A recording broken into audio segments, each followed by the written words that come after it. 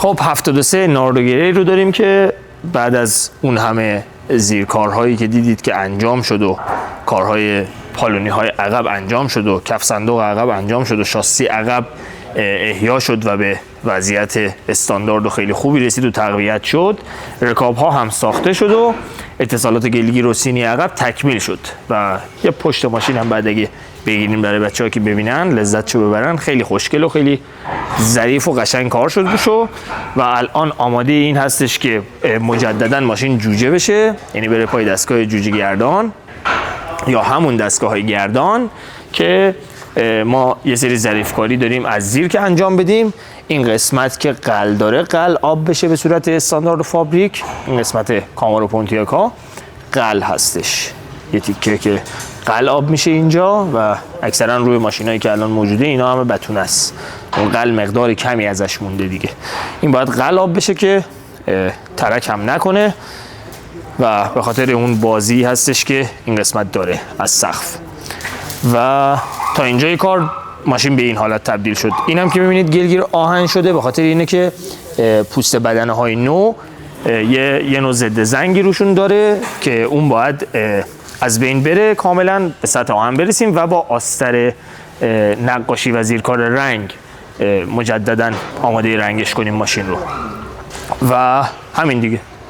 تا این مرحله اینجوری شده، باز میشه میره رو دستگاه گردون، اونجاش هم براتون میذاریم که زیرکار برسه به ناردوگری کامل و بعد بریم توی باز بیاد روی چرخ دوباره بره تو سالن نقاشی، بقیه بدنه بسته شو، بریم برای رنگ و بریم بیرون، بریم دور بزنیم.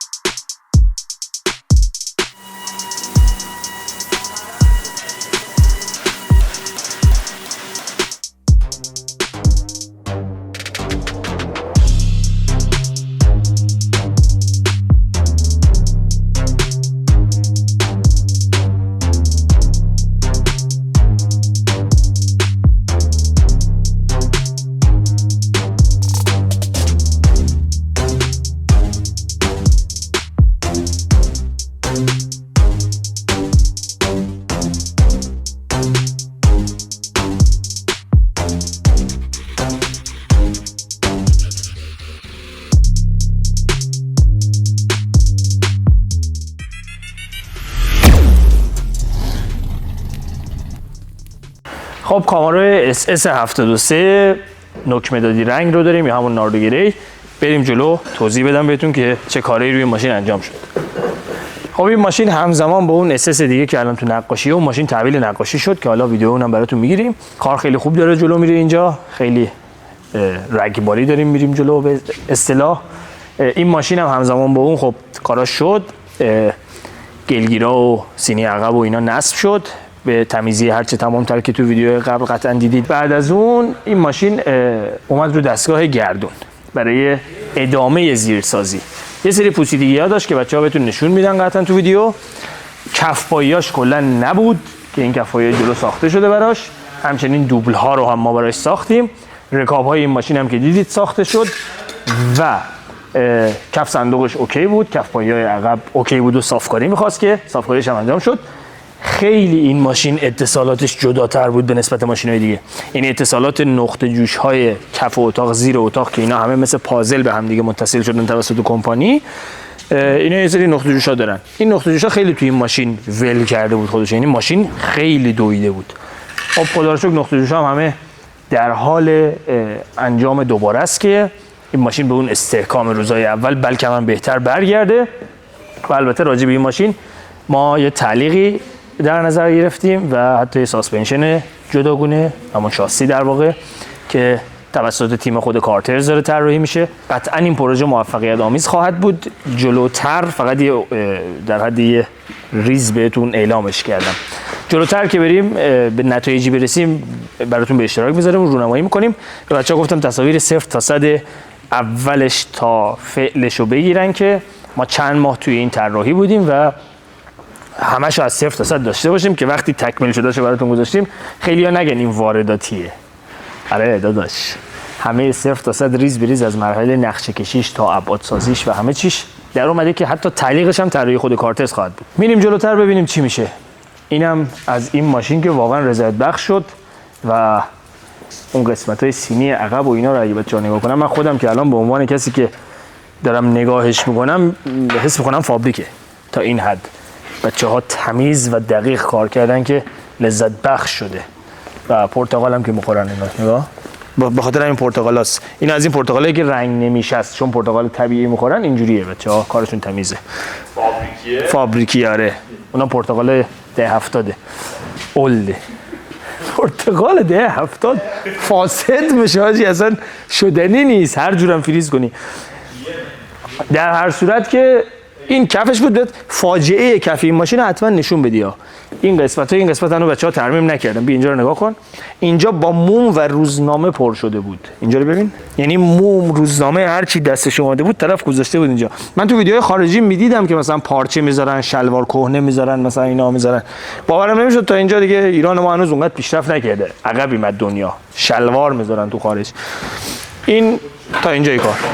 لذتشو ببرید. اون ساب فریمی که گفتم، اون شاسی که گفتم با اون تعلیق اولیش رو این ماشین داره اجرا میشه. خیلی منتظر اون یکی باشید. چاکریم. خداحافظ.